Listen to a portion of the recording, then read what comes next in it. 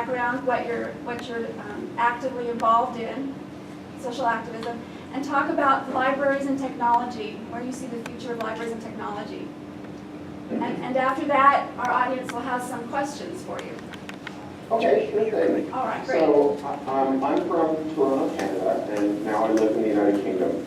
And I was raised as someone who was very active in social justice causes and the traditional causes of people who worry about poverty and global war and so on.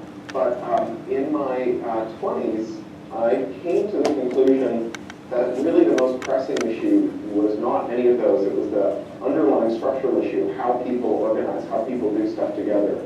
And that the answer to that question was always going to be the internet. That, even back then, most of the things that I did involved the internet in some way. It was pretty clear that before long, everything I did would require the internet. And I was worried that it seemed like lawmakers and policymakers didn't treat the internet with the gravitas and the seriousness that it deserved. They thought of it as either a glorified video on demand service or a great way to order electronic gewgaws through the post, or a fantastic pornography distribution system, or a thing that terrorists use, and not as what it was pretty clear to me what it was going to be, which was the nervous system of the 21st century. And so I got involved with an organization called the Electronic Frontier Foundation, which is a bit like the American Civil Liberties Union or another traditional civil liberties group, except that its focus is on electronic communications and technology. And I eventually moved to Europe to be their European director, where I worked on treaties and on policy in Brussels and in Geneva while living in the United Kingdom. And after a few years of that, my writing career, because I've always been a novelist as well, my writing career got to the point where I couldn't do both adequately. And so I quit my day job to write full time, and I write science fiction novels, and some of them are for adults and some of them are for young adults. They tend to do pretty well. The last couple have been on the New York Times bestseller list, and I'm very thankful for that. And I earn the majority of my living by writing books these days. And my books are all available as free downloads on the internet, because I think one of the critical pieces of the way that the internet is misunderstood is we put an undue emphasis on making sure that people watch movies and play games and read books in the right way, in the way that industry would prefer them to do, even when that involves a really, to my mind, unsustainable degree of surveillance and control imposed on the internet and its users. And so I figured, no matter what I do, anyone who doesn't want to pay for my books can find free copies of them, because that's the way the internet works. If there's something that people like, they'll be able to copy it. And so by making this stuff available without shaking my fist at people and telling them to get off my lawn, and instead asking people to be sure that if they like it, that they go out and buy a copy and help support me and my publisher, I found great both commercial but also artistic and moral success, because my success doesn't depend on that kind of sweeping surveillance. And you asked about libraries, and I have some background in libraries. I grew up working in libraries like a lot of bookish people. I worked in a reference library, and I worked in school libraries, and I worked in a main branch library, and I have some ideas about what the future of libraries might be. There's a kind of easy, cynical thing that people say about libraries, where they say, well, it's the 21st century and all the information we need is on the internet. Why do we need dusty rooms full of books? And whatever merits or demerits physical books have, and I kind of like physical books, I grew up with them, but not everybody does, and they're not everybody's cup of tea, and that's fine. And I'd be prepared to believe that in the future, physical books will be a less prominent part of how we experience literature. The point of a library isn't books. The point of a library is universal access to all human knowledge. It's helping people in a community figure out the answers to the questions they have. And an important piece of that has always been figuring out what you can trust and what you can't trust, and in what context the information that you get is being delivered to you, that kind of media literacy. And librarians have often done the first pass at that by deciding what to put on shelves. right? We tend to think that just because something is between a set of covers, it means that someone thought it was good enough to publish and it's probably true, or at least truthy. But librarians who do collections acquisition, if you see all the things that all the publishers publish, that just because something is between a set of covers doesn't mean that it's any good or true, or that anyone should ever believe a word that's printed in those pages. And now we're all in that position because you punch a query into your favorite search engine and you have no way of knowing a priori whether or not the stuff that you found could be believed or trusted or should be the basis of something that you go on to do. And so librarians have this really important role because they've spent hundreds of years figuring out how to figure out what to trust. And now we all have to be librarians of our own lives. And so that's a really important thing that librarians can do. One thing that I would love to see more libraries do is build hack spaces and maker spaces in their buildings where people come together to learn how to tinker with technology and make it better. And I once proposed that libraries could be hubs where people drop off their e-waste, their dead and junked computers, and where hackerspace types come in and teach the public how to build computers out of the computers that are lying around, the parts of computers lying around, because that digital divide is very important, and you can bridge it by making computers out of junk, but also because knowing how to take a computer apart and put it back together again is to someone in the 21st century what knowing how to make a sword was for a samurai. Right? It makes you into someone who really understands at a kind of bone-deep level what technology is and how it can be reconfigured to suit your needs. And I think that's a pretty important task. Also, it would have the nice side effect of rescuing a lot of e-waste.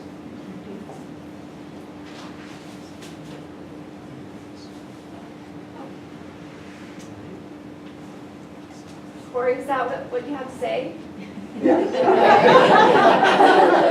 It was just, I always thought the Or I could have screen... really messed with you guys and just talk without saying anything. Well, I thought the screen had frozen for a second. All right, I appreciate that. So now's a good time for some questions and answers.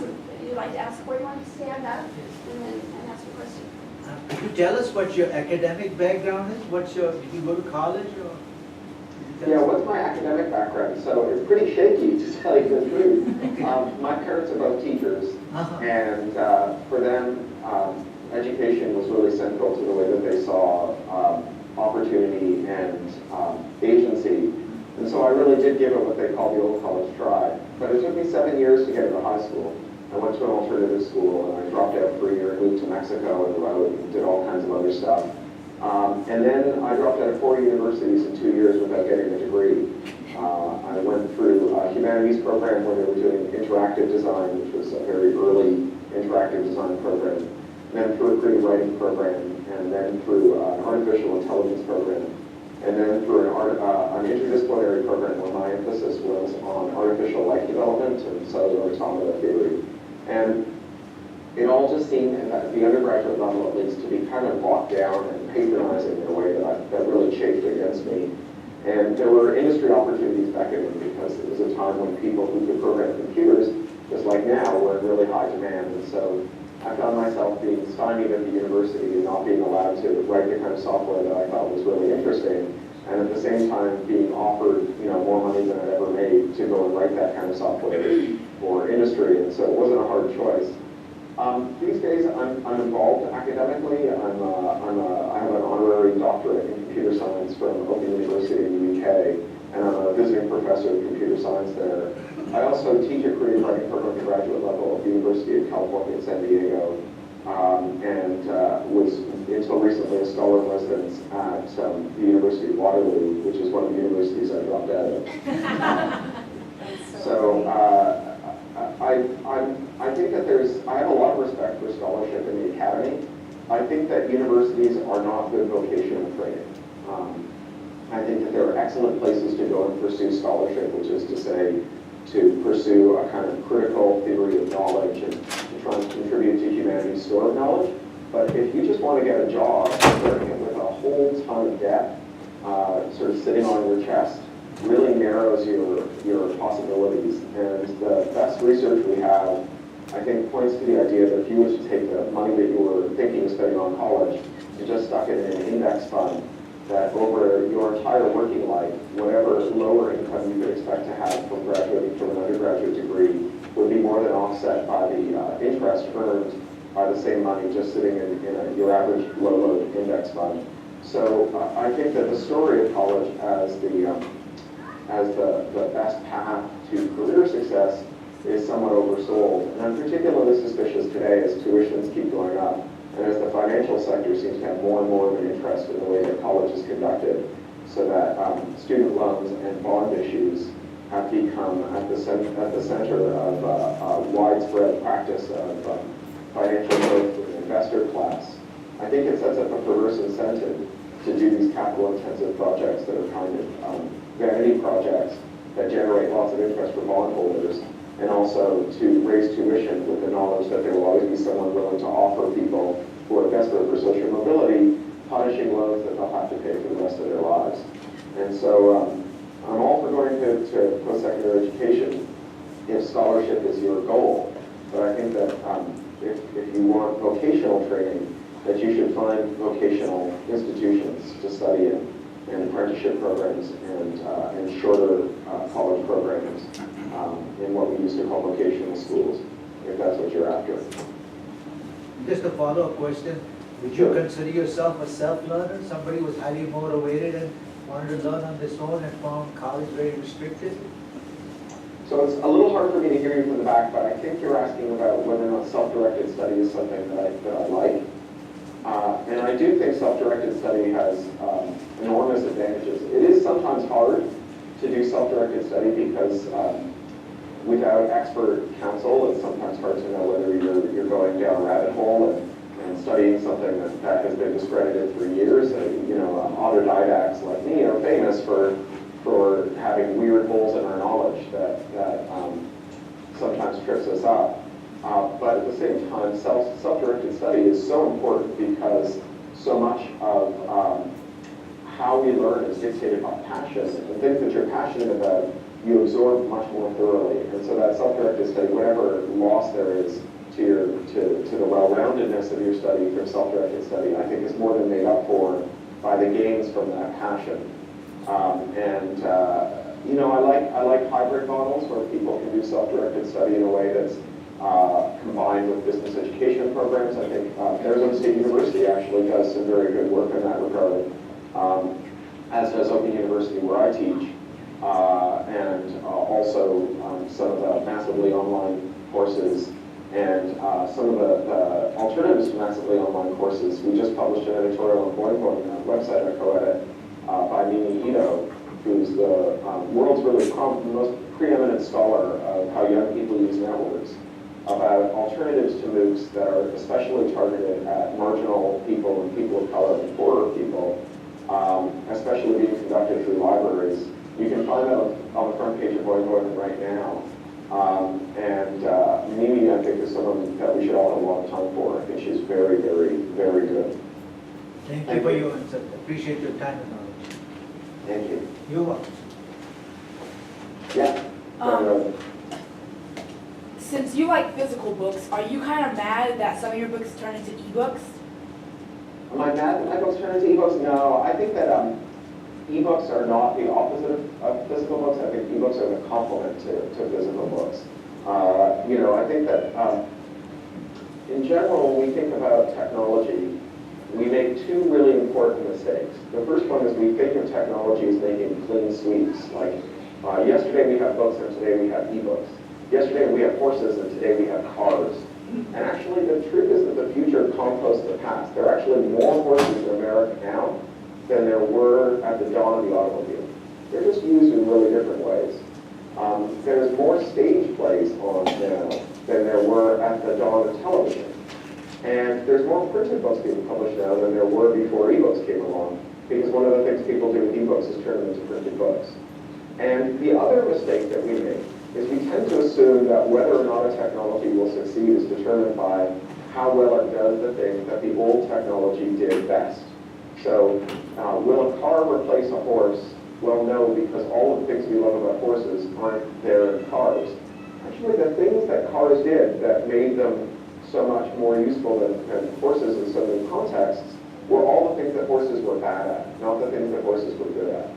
And all the things that ebooks are good at are things that printed books are bad at. So ebooks are good at being everywhere. Ebooks are good at being 1,000 in your pocket at once. Ebooks are good at being in variable lengths, right? Nobody would ever really seriously consider publishing a printed book that was 1 page long or 1 million pages long. But there are ebooks that are in both of those lengths. And ebooks, on the other hand, are not great for long-term concentration. It's very hard to do the kind of long-term concentration that you need to really lose yourself in a novel, or also to really focus down on technical matter, I find, when you're reading your ebook on a device where with 2 taps you can send a friend a message or watch a guy put a lemon up his nose on YouTube. And I think that one of the great virtues printed books have is that it's hard to do anything except read them. And so that puts you in a position where they don't invite your mind to wander quite so much. And so they both have their own place in the world. And I'm glad to have devices full of ebooks and an office full of printed books. Question? Can I ask another question? Go ahead, some of your questions. Yeah, go ahead in the second row. I really appreciated what you said about the situation with people having to borrow a lot of money and go to college, and it doesn't necessarily lead to a job that pays back what they borrowed. I think that's a message that a lot of people have to hear. But I'm wondering, you do acknowledge that a college is a place you go if you're going into deep scholarship. Where can a person go to learn critical thinking so that they can understand the message behind the messages that they're getting all the time from popular media? If you know what I mean. Yeah, I think that's an excellent question. And, historically, that's in secondary schools are done. But we've had this unfortunate trend for about 30 years in the developed world to view everything, even things that aren't businesses, through a business or market lens. And so now we talk about schools as though they were businesses. And so we say that the customers for the business are parents, and the product of the business is educated kids, and employees in the factory that produce the educated kids are the teachers, and the administration and the management layer, and the board of ed is the board of directors, and the taxpayers are the shareholders. And really, a school isn't a business. And the problem with treating a school as a business is that businesses rise and fall on their quarterly numbers. And most of what goes on in a school is not quantifiable. But when you say that a school has to be judged on its quantifiable outcomes, on its standardized test scores and its attendance scores, you make those the center of the educational experience at the expense of critical thinking. And unfortunately, I think that's also true in universities. I think that especially if you're there for vocational purposes, if you're there because you're hoping to earn a living when you get out with what you've learned there, that you tend to focus on those quantifiable outputs. And it's really the opposite of critical thinking. It's not, it's hard if the teacher's salary and if the school's funding and if the school's rating and if the property values of the houses around the school all rise and fall based on your standardized test scores. It's hard to put your hand up and convince the teacher to stop in the middle of her lecture and talk about the theory that underpins the lecture, why this lecture is being given at this time in this place. It doesn't leave any room for it. It's not that markets and businesses don't produce good things. It's just that it's kind of sociopathic to talk about public institutions in business terms.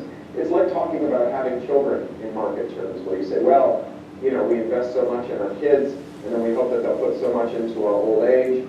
And, if you hand your kid a bill when she graduates from college, you're a bad person. That's not what parenthood is for. It's not a full voluntary investment. It's something that transcends market logic. And I think that this pervasive logic has filled a lot of our public institutions.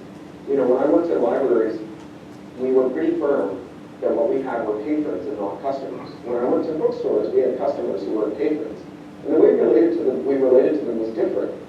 And it wasn't that patrons are superior or inferior to customers, but they have a different relationship to their institutions. And when we tell librarians to call their patrons customers, when we tell schools that they're in the business of producing educated kids instead of part of the social mission to improve the overall level of critical thinking and education in our society, we distort what they're there for. And actually, we weaken the case for them being there at all. And so that's why I think you increasingly see movements to charter schools, to distance education and homeschooling, because really a lot of the benefit that you get out of a school that's run as a business that produces quantifiable outcomes, you can get as well or better from that kind of homeschooling environment. And what's missing, that cut and thrust of debate and critical thinking, that's also missing from the brick and mortar institution. But I don't think that you'll get it just by going to university either. I think that the way that we get it is by insisting that just because things aren't markets doesn't mean that they aren't valuable and don't produce things of value. Thank you. Yeah. I read that you were arrested twice for civil disobedience before you were 18. I was wondering, what were you so passionate about that you would risk arrest? Yeah, so those were both, don't tell the Border Patrol that, by the way. It's off the border, it haunts my imagination that that's going to turn up when I cross into the U.S., because I have a U.S. work visa, and all that stuff's from my juvenile record, so it hasn't crossed over, but I do live in some fear of that.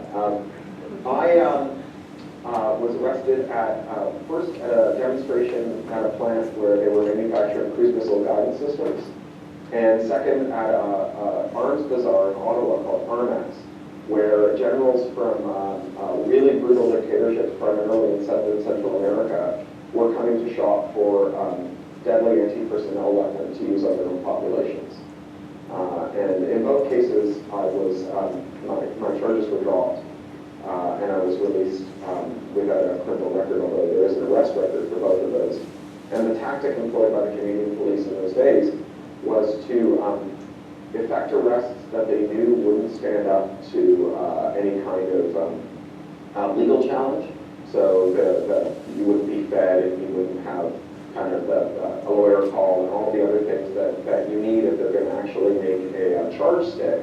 But they would just hold you until whatever it was you were protesting was over. And then the judge would hear that your rights had been violated and that the arrest had been a bad one, and the judge would throw the charges, but meanwhile you've been off the street during the event. So it was a kind of race to see who could put more bodies into the street, the police or the demonstrators. Unfortunately, the response to protests has become a lot more militarized lately. A bill authorizing police forces to get for free or at knockout prices ex-military materiel from Afghanistan and Iraq has turned the response to legitimate peaceful protests much more violent than it's ever been in living memory. When we see SWAT teams and riot squads called out for peaceful protests today, and I think it's had a real chilling effect on the kind of principled protest that has affected so many positive social changes in America, Canada, and the United Kingdom. Thank you. Thank you. Yeah.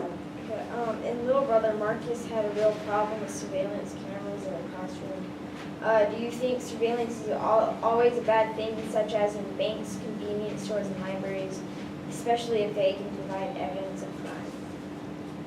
Can you repeat that more slowly? It's a bit hard for me to hear you just because there's a bit of an echo in the room. Yeah. Do you think surveillance is always a bad thing, such as in banks, convenience stores, and libraries, especially if they can provide evidence of crime? Yeah, that's a really good question. When is surveillance legitimate? So there's actually some good scholarly research on a specific kind of surveillance, CCTV, where they investigated when and where CCTVs were, those are the closed-circuit cameras. And they found that CCTVs in most public places moved crime along by an average of 100 yards. And so putting a CCTV on the sidewalk just moved crime 100 yards down the sidewalk. It didn't actually reduce the overall crime in the area of the CCTV, just right directly underneath the camera. On the other hand, CCTVs in parking garages had an enormously chilling effect on both sexual crime and assault and property crimes, car theft and mugging. And so there are places where CCTVs really work and places where they don't. And I think that if we're going to have surveillance, that surveillance should be based on evidence. and not on, there's a kind of little self-fulfilling story about security that goes, something must be done. Okay, I did something. And so long as you've done something, it doesn't matter whether the something has anything to do with whatever it was something had to be done about it. And so I'm all for evidence-grounded surveillance. Now, in the case of the mass surveillance that Edward Snowden uncovered, it's pretty clear that it's not evidence-grounded. When the NSA was challenged to disclose what actually all of that mass surveillance that virtually everyone in the world who uses the internet can accomplish, they could really only point to one thing, which is that they caught a guy in San Diego who was thinking of sending some money to some Somali terrorists. So one guy who was thinking of sending some money somewhere. And meanwhile, they spent billions and put everybody in the nation under surveillance. And I don't think that that is grounded in evidence. And I think that that's a massive overreach. There's an Irish Icelandic activist named Snorri McCarthy who said, if the cost of surveillance was $10,000, if it cost $10,000 to spy on someone, that cops and spies would limit their surveillance to people who they were pretty sure were up to something, and that they wouldn't spy on everyone on the off chance that there was someone doing something naughty. And what Snorri has proposed is that if we all use good cryptographic tools, if we encrypt our emails, if we encrypt our web sessions, that spying on us will go up to that price. Right? It won't be impossible for spies to spy on us costly. It'll be the kind of thing that you have to think twice before you do it, because it comes out of your budget. And on the anniversary of the Snowden leaks on June the 5th, a broad coalition of public interest groups put together a campaign called Reset the Net. And they put up a collection of tools that are ready for everyday use by people who aren't very technically sophisticated at pack.resetthenet, pack.resetthenet.org. And that includes tools that you can use to protect your email, to protect your private messaging, and to protect your web browsing as well. And it's not just the NSA that you protect yourself from. When you do that, you protect yourself from other kinds of spies and from garden variety creeps, voyeurs and stalkers and identity thieves who also use exactly the same network holes or deficiencies that the NSA relies on to conduct their surveillance, to conduct mass surveillance of people for other purposes. But there's one more thing I really want to say about surveillance, is that even when surveillance can be shown to work, I don't believe in mass suspicionless surveillance. Even if you could show me that it worked, I wouldn't believe in it, because mass suspicionless surveillance of whole populations comes with an enormous moral cost. Being spied on all the time changes the way that you act, and not for the better. It undermines the social tie that bind us together. And I recently had a discussion about this on stage with a reporter from the Washington Post named Barton Gelman, who drew a really useful analogy with torture. And we can talk about whether or not torture works. And by and large, torture doesn't work. But there's times when torture would probably work, right? If you had someone who knew the combination to a safe, and you had the safe, and you had the person, and you had some barbecue tongs and some hammers and some sharp enough scissors, you could probably get that person to tell you the combination to the safe. But you don't get them to do it that way. Not because it doesn't work, but because it's wrong. Torture is corrosive on a civilization, on a society. And torture always ends up hurting the society as much as it ends up hurting the person who is tortured in it. No legitimate society can use torture to accomplish its ends, because torture is always illegitimate. And I feel the same way about mass surveillance. There's targeted, suspicion-led, judge-overseen surveillance is one thing. But mass surveillance without suspicion, even if there's a time when you can say that it would work, is not something that we should entertain, because it's wrong.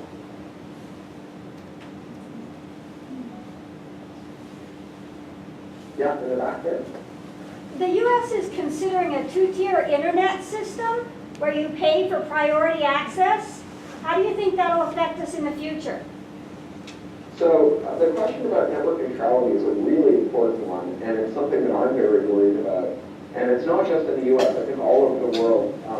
Telecoms companies are very, very good at capturing the government agencies that are supposed to regulate them and concentrating to the point where they can basically write their own ticket, run their own policy, without any kind of adult supervision from regulators. And I think that the effect of allowing your internet service provider to decide whether or not a service that you want to use is one that you should be allowed to use with the full efficacy of their network is bad policy because of competition. That there's lots of services out there that might be better services but aren't better at bribing internet service providers for carriage. And so the best service may not be the service that you get to use because of free speech, because the network is primarily a mechanism by which we communicate with one another, and because it's unfair. Internet service providers already get paid for the traffic that they carry. So when you ask for a Google to send you a YouTube video, you're asking the internet service provider that you're paying to send you some bits. And Google has an internet service provider that it's paying to receive the bits that you requested.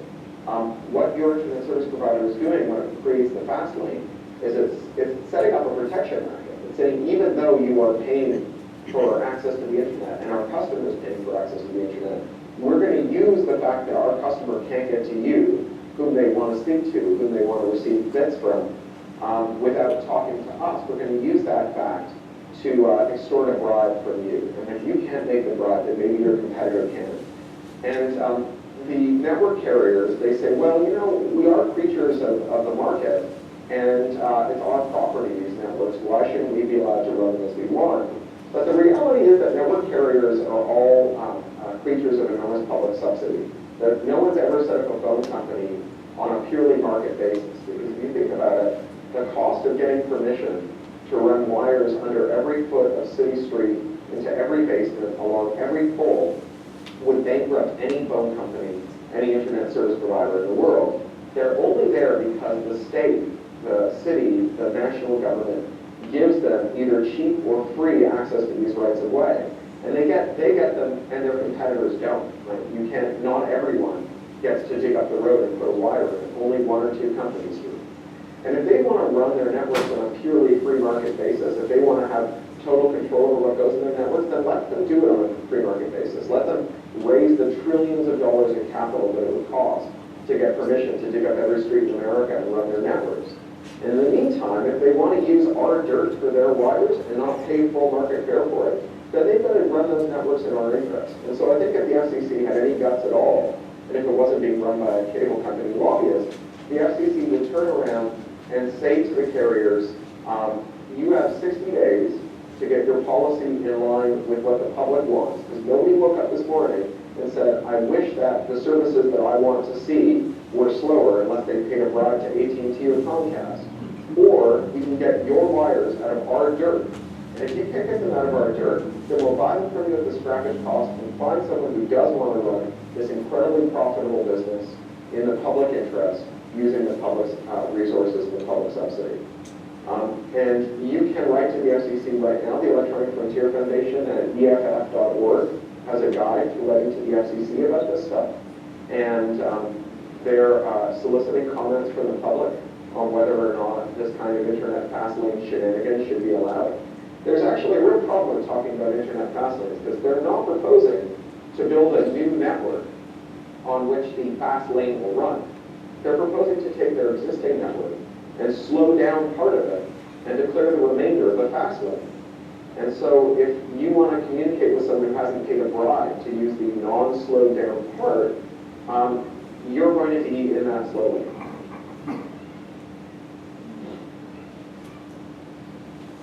Other questions? Sorry if I'm making disgusting snuffling noises. I'm just getting over a cold. Yes, you.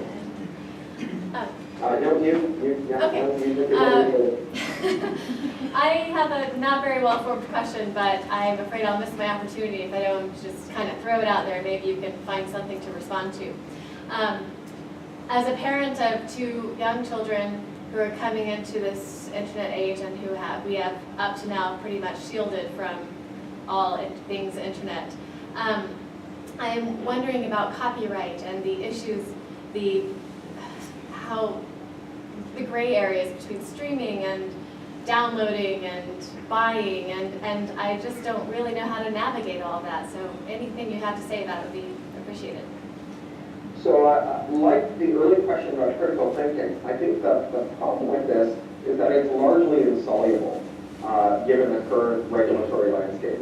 So here's the deal about copyright. Historically, it's been an industrial regulation, right? So copyright regulated the entertainment industry. And so it regulated how I, as a supplier to a publisher, dealt with my publisher, and how my publisher dealt with its distributor, and how the distributor dealt with the retailer, and how the movie industry dealt with me, and so on. And it never, ever regulated the public. In fact, what it always said was, unless you're making or handling a copy of a work, copyright doesn't apply to you.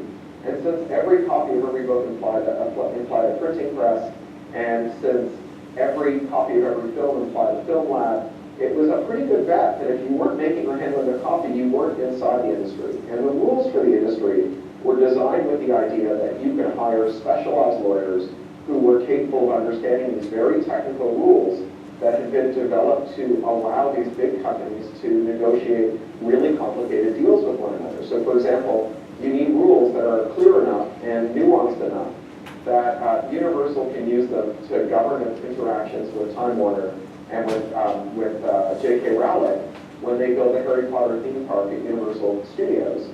And those rules necessarily will never be simple enough for your kid to use when she makes a Harry Potter fan website. Just can't be, right? If they're simple enough for a kid to grasp in the process of conducting something that is purely cultural and non-industrial, they will never be complicated and nuanced and technical enough to be useful to the industries that demanded it. And I don't think copyright is dead by any means. I think that it is trivial for me to enforce my copyright against my publisher to enforce its copyrights against distributors and so on.